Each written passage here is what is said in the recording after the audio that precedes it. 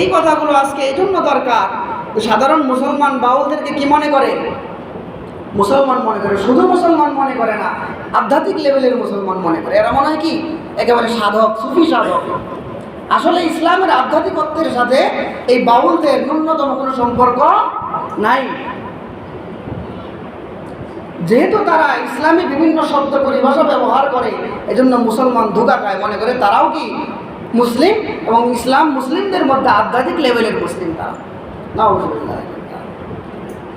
যেহেতু তারা ইসলামের নাম ব্যবহার করে, ইসলামী পরিভাষা ব্যবহার করে, মানুষও তাদেরকে মুসলিম মনে করে। এজন্য জানা দরকার যে তারা প্রকৃত অর্থে মুসলিম না, তাদের ধর্ম ইসলাম নয়, বরং বাউল এটা স্বতন্ত্র একটা ধর্ম। স্বতন্ত্র একটা কি? স্বতন্ত্র একটা ধর্ম মতের নাম হচ্ছে বাউল। বাউল ধর্ম, কথা বুঝতে পারছেন? এটা কি আমি বানায়া বললাম? বানায়া বলি না। বাউল গবেষণার যত বই আছে এগুলোর ভিতরে সবগুলো বইয়ের মধ্যে এই আলোচনা একেবারে ভূমিকাতে আছে যে বাউল সাধারণ কোনো কিনা, বরং তারা বলে যে বাউল ধর্ম এটা সাধারণ কোনো ধর্মমত বা সামাজিক রীতি না, বরং এটা একটা পূর্ণাঙ্গ একটা জীবন ব্যবস্থা। তাদের বই লেখা তো বোঝা গেল বাউল এটা নিজস্ব আলাদা ধর্ম। এই জন্য তারা আবার কি করবে? তাদের ধর্ম আলাদা, সংস্কৃতি আলাদা, কিন্তু তারা আবার গানকে ইসলামের মোড়কে হালাল বলার চেষ্টা করে, অথচ তাদের ধর্মই ভিন্ন। ইসলাম হালাল কইলেই কি আর হালাল বললেই কি? হালাল হারাম যাই বলুক, সেটা তো ওদের কি আসে যায়? তাদের কিচ্ছু আসে যায় না, কিন্তু ওদের উদ্দেশ্য মুসলমানদের কি করা? বিভ্রান্ত করা। এবং এটা যে একটা আলাদা ধর্ম, এই জন্য কয়েকটা বিষয় বলি, খুব খেয়াল করে শুনেন।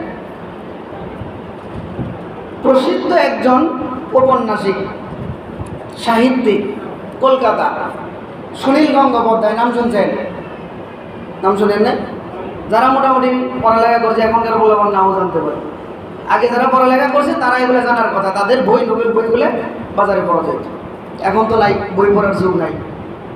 সুনীল গঙ্গোপাধ্যায় সে একটা বই লিখছিল, মনের মানুষ। নাম কি? মনের মানুষ। এই মনের মানুষ, তার এই বইটা, উপন্যাসটা ছিল লালনের উপরে। কার উপরে? লালনের জীবন কাহিনী, লালনের ধর্ম পালন ইত্যাদি, তার চিন্তা ভাবনা বিষয়ে এই বই।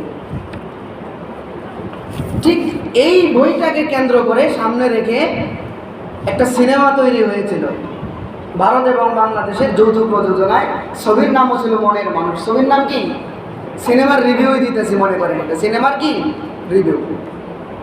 এতটুকু জানা দরকার, কারণ তারা মুসলমানদের কাছে নিজেদেরকে মুসলমান সাজায়, অথচ তাদের ধর্ম ভিন্ন। মুসলমান তাদেরকে মুসলিম মনে করে নিজের ইমানের ত্রুটি করতেছে। এই মনের মানুষ সিনেমার পরিচালক হলো গৌতম ঘোষ, কলকাতার, এবং বাংলাদেশে তার সহযোগী ছিল চ্যানেল আইয়ের যে ফরিদুর রেজা সাগর, তার প্রতিষ্ঠান ইমপ্রেস টেলিফিল্ম। এইটার তাদের যৌথ উদ্যোগে এই মনের মানুষ সিনেমা তৈরি হয়। এবং এই সিনেমাটার কথা বলা কেন দরকার, কেন বলতেছি আরেকটু শুনলে বুঝতে পারবেন। এই সিনেমা বাউলদের জীবন সম্পর্কে, লালনের জীবন আচার এবং বাউলদের ধর্মচিন্তা সম্পর্কে এই সিনেমা। চ্যানেল আয়ে একটা অনুষ্ঠান হয়, তৃতীয় মাত্রা, প্রসিদ্ধ অনুষ্ঠান, জানা থাকার কথা। এই তৃতীয় মাত্রা অনুষ্ঠানে হয়তো 2016-তে এই ছবি রিলিজ হয়, উভয় দেশে, ভারতে বাংলাদেশে।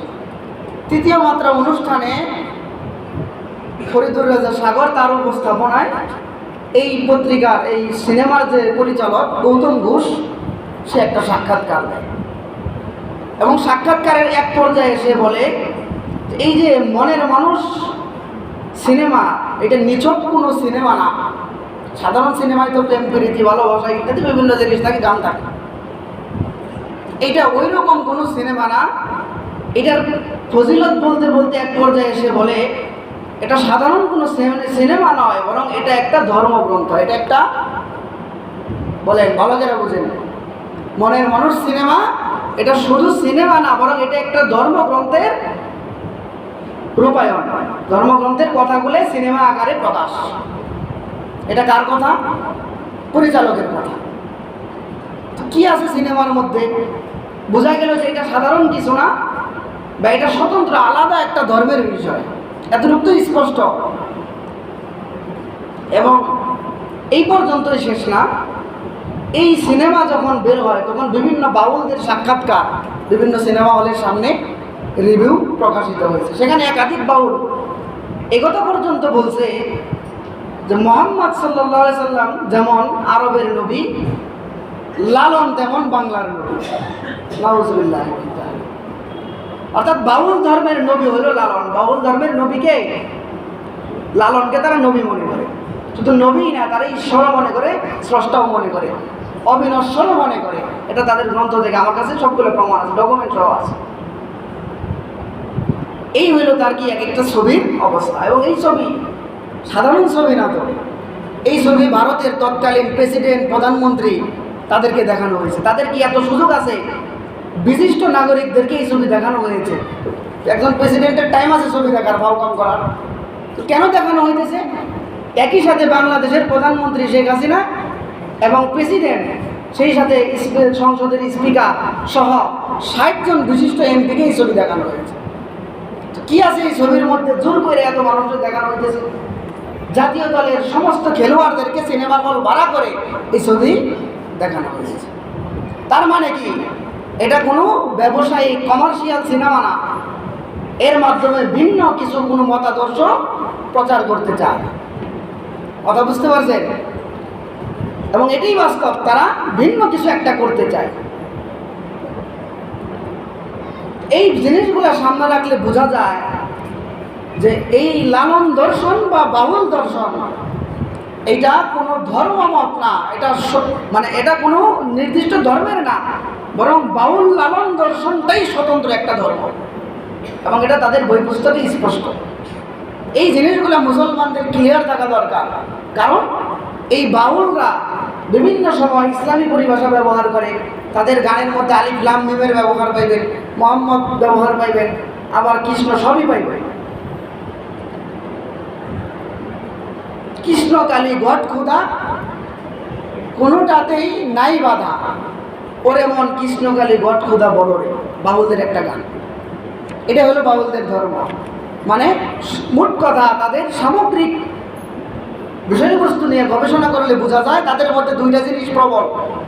এক নাম্বার, তারা সংশয়বাদী।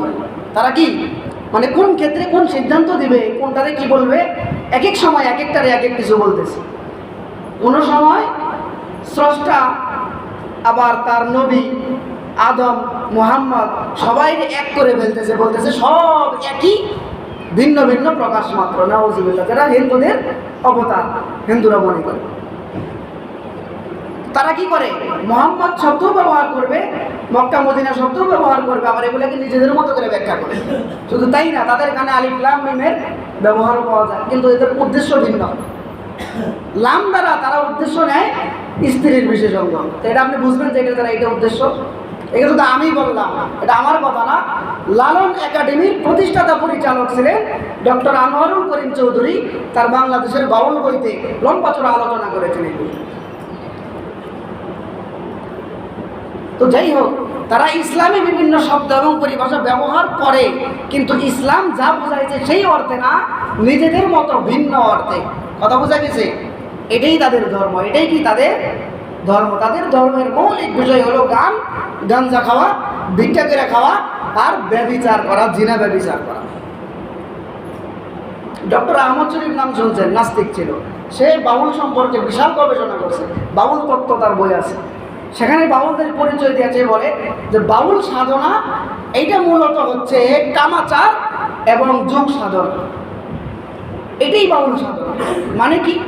নারী পুরুষের অবৈধ যৌনাচারই হলো বাউল সাধনা। এটাই হলো তাদের দেহতত্ত্ব। এটাই হলো কি? মানুষ বোঝা। মানুষ বুঝলে শোনার মানুষ হবে, যেটা লালন বলছে। কথা বুঝতে পারছেন? এটাই তাদের ধর্ম। শুধু তাই না, বিস্তারিত শুনলে আরও অবাক হবেন। এখন সময় নেই, পরবর্তী সময় ইনশাল্লাহ এই সম্পর্কে আরও বিস্তারিত আলোচনা করা হবে। এটা বোঝা দরকার যে এরা ভিন্ন ধর্ম, কিন্তু মুসলমানদেরকে বিভ্রান্ত করতেছে। এবং মুসলমানদের তাদের আখড়ায় যাওয়ার কোনো সুযোগ নাই, একদম বিলকুল নিষেধ। আল্লাহ তাআলা আমাদেরকে বুঝার তৌফিক দান করেন। যারা সুন্নাত পড়লে 4 রাকাত সুন্নাত পড়েন।